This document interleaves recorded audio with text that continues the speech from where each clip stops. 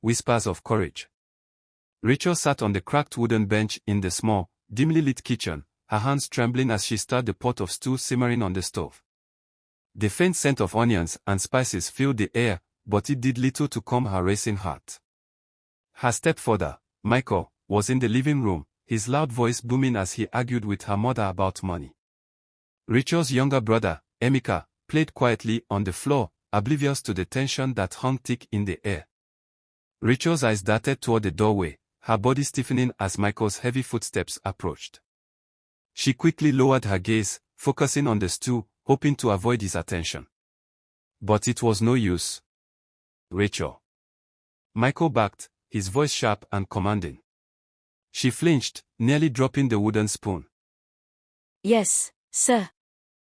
She replied, her voice barely above a whisper. He loomed over her, his shadow casting a dark silhouette on the wall. Did you finish cleaning the bathroom like I told you? He demanded, his eyes narrowing.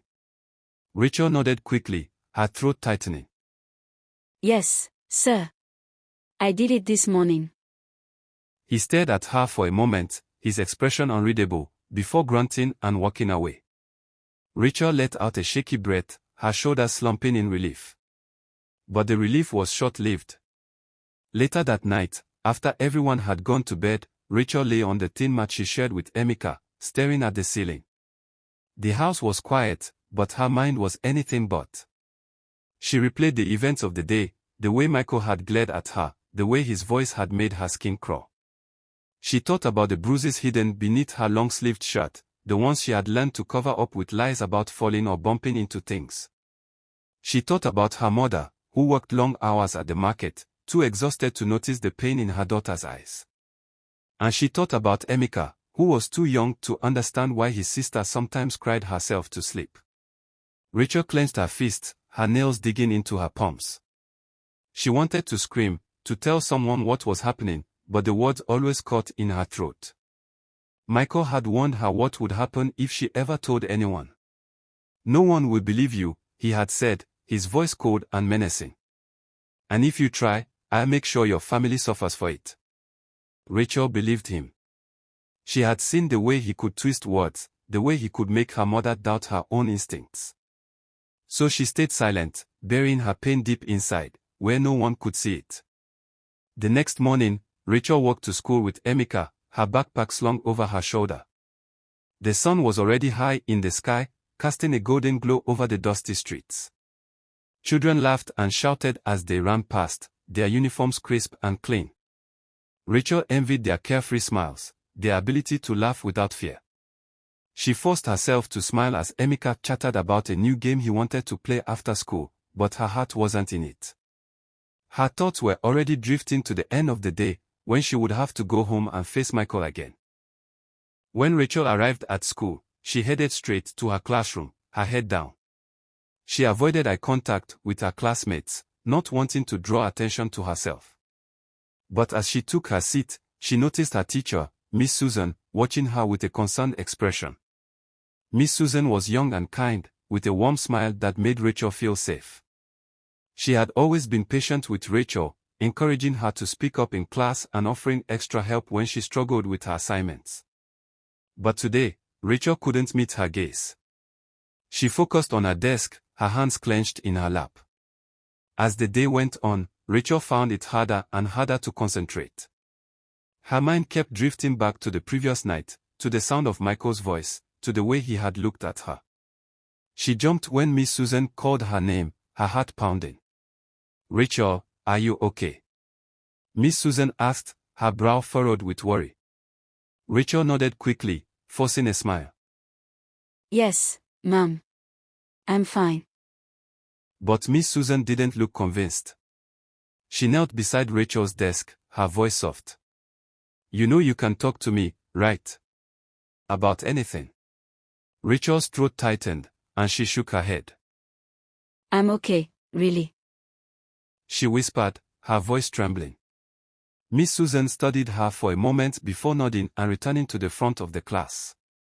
But Rachel could feel her eyes on her for the rest of the day. After school, Rachel walked home slowly, dragging her feet. She didn't want to go back, didn't want to face Michael again. But she had no choice. When she arrived, the house was quiet. Her mother was at the market, and Emeka was playing outside with his friends. Rachel went to the kitchen to start dinner, her hands moving automatically as she chopped vegetables and stirred pots. She was so focused on her task that she didn't hear Michael come in until it was too late.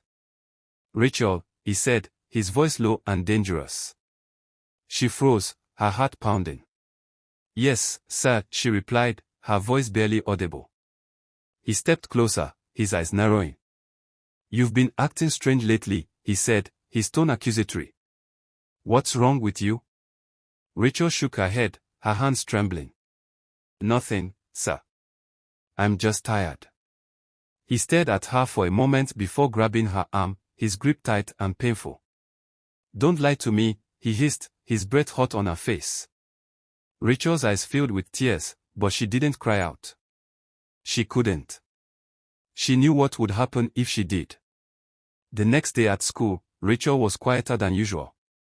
She sat at her desk, her head down, her hands clenched in her lap. Miss Susan noticed immediately.